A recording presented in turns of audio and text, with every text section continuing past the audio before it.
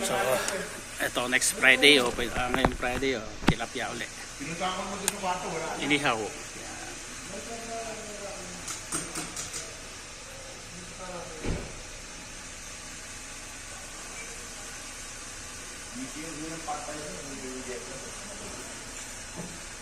Tapos, meron pa dito. Ito pa yung tatlo. Wow!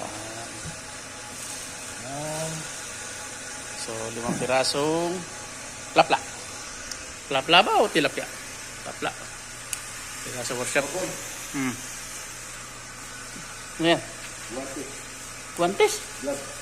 Bah, meron ka man kami dyan eh. Glove ba yan? Glove? Baka face mask. Kasama namin dito sa Kalapit Building. Mano ako?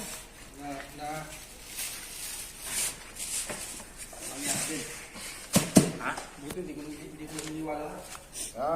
Tilapia. Yan. Yung nakaraan, bagos. Yung mga anak ko. Yan. Tilapia. Yan. Kaluto na ng dalawa. Yan. Tapos, yan ang ginawang sausawan. Yan. Matindi talaga yung dinaling yun din. Hindi ko nga alam. Kasi pag-gulay lang ito. Gulay. Low. Di ba? Nangangamuya ko yan. Sili. Sili.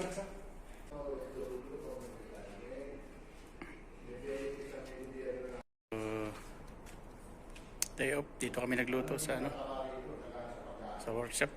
Yung nag-ihaw kami ng tilapia. Yan.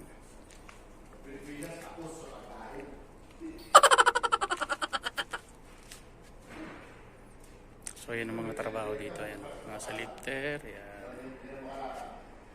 Mga nakaangat sa lifter. So ready yan for tomorrow gagawin.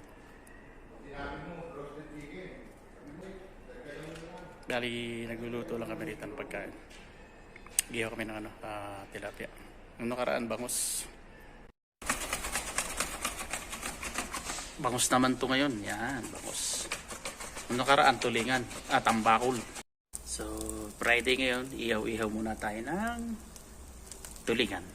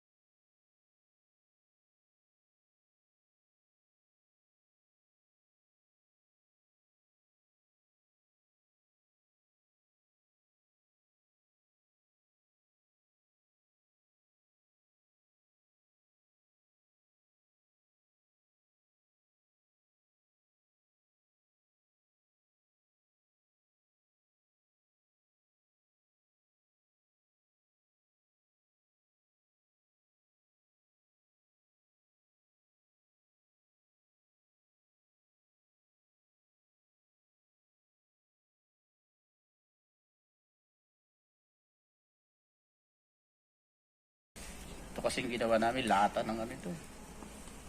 Lata ng thinner. Tapos yan, may bukas yung ilalim. Tapos may first layer. Ganda yung baga niya. Yan.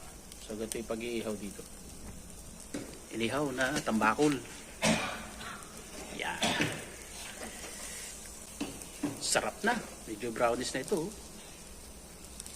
So, yan. Na naman tayo. Yan. Yung bricks. So, yun, medyo malapit na sa ulo. Yung ulo mamaya, panguhuli natin. Binako na yung ulo. So, ihaw muna kami dito. Audio Jungle.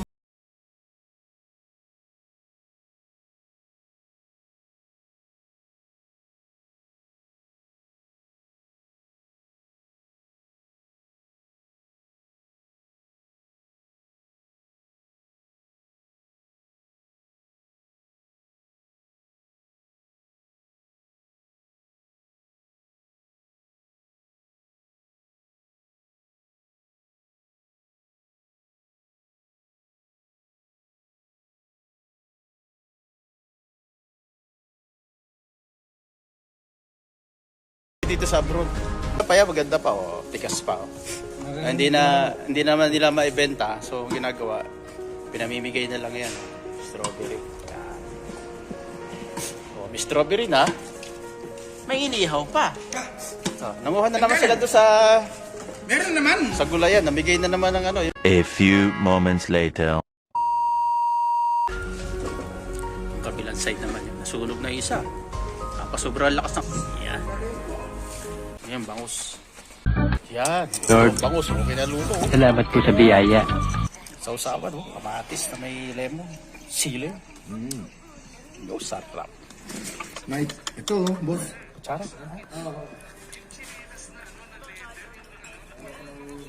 Yun, oh. Sarap. Yan. Sa Friday lang kami kumakain ng mga inihaw. Tilapia, bangus. Saan yung tambakol? Yan. So, ganun lang. Simpleng ulam lang. Simpleng pagkain. Hindi naman tayo maluho. So, kailangan natin ng trabaho para sa pamilya. Kaya kailangan yung maluho pa sa pagkain. Saka hindi kami kumakain sa labas sa mga restaurant. Kaya madalang kumain sa labas. Minsan sa isang buwan, isang beses lang. Panayan na lang. Trabaho. So, yan yung ano namin dito sa workshop. So, bye-bye.